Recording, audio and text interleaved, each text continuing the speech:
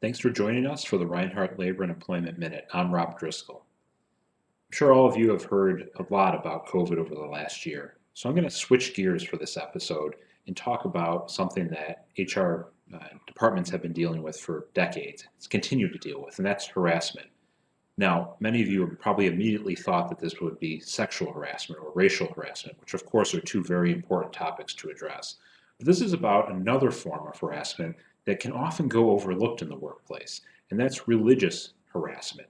In fact, the EEOC earlier this year issued detailed guidance on religious harassment in the workplace, what it is, and how to avoid it. And that's what we're going to talk about today. Now, like sexual harassment, religious harassment comes in two main types. First is religious coercion, and you can think of quid pro quo as the analog when you're talking about sexual harassment. And the second type of religious harassment is hostile work environment harassment. So what do these two types of harassment look like? Well, coercion is best demonstrated, or at least one way to demonstrate it, is from allegations in a 2016 case out of Indiana. In that case, the plaintiff alleged that she was terminated after she stopped reading the Bible with her manager. So it's again a quid pro quo type situation.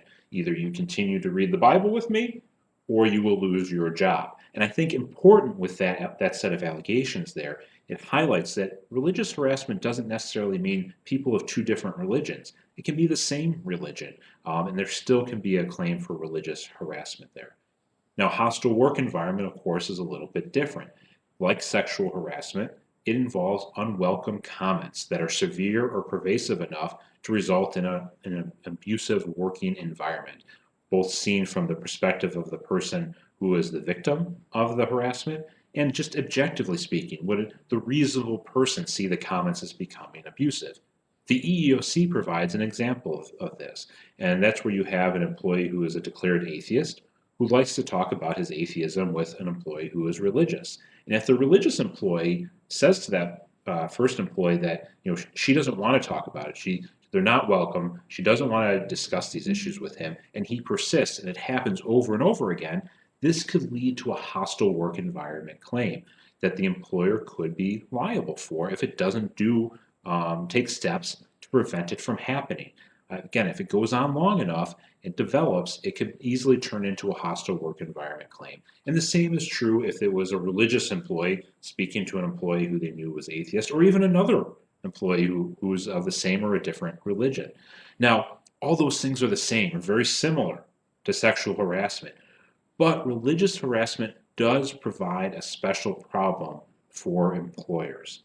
The EEOC says in its guidance that employers may have to accommodate an employee's right to religious expression in the workplace. Some employees believe that it's part of their religion to discuss religion with others, to proselytize, or to otherwise convince them of the correctness of their position. And the EEOC says that that may be an accommodation, at least to the extent that the employer allows the expression of other kinds of personal views in the workplace. Now, this exception is not unlimited. If it becomes a burden on the workplace, it affects the workplace production and whatnot, it might not be reasonable to make that accommodation. And of course, if that discussion crosses the line into workplace harassment and a hostile work environment, then it doesn't need to be accommodated either. Okay, so what's an employer to do given these realities of religious harassment? The very first thing is to check your policy. Make sure your policy covers religious harassment as well as other forms of harassment, such as sexual harassment or racial harassment. Make sure there's a mechanism for reporting religious harassment as well. Second, talk to your supervisors, talk to your managers. Make sure they understand that religious harassment needs to be taken seriously, just like any other forms of harassment. It shouldn't just be shuffled aside and not given any weight. It should be investigated just like any other forms of workplace misconduct that are alleged. Third, make sure that you realize that employees may have a right to engage in religious expression in the workplace, and that right may need to be accommodated to some extent. At the same time, if it becomes a hostile work environment or is at least trending in that direction, steps can and should be taken to prevent it from crossing the line into hostile work environment through disciplinary processes, just as you would for any other forms of harassment. Now, this is only one small portion of the EEOC's guidance. So if you have other questions about religious harassment in the workplace, please be sure to speak with your employment counsel. Thanks for joining us today for Reinhardt's Labor and Employment Minute.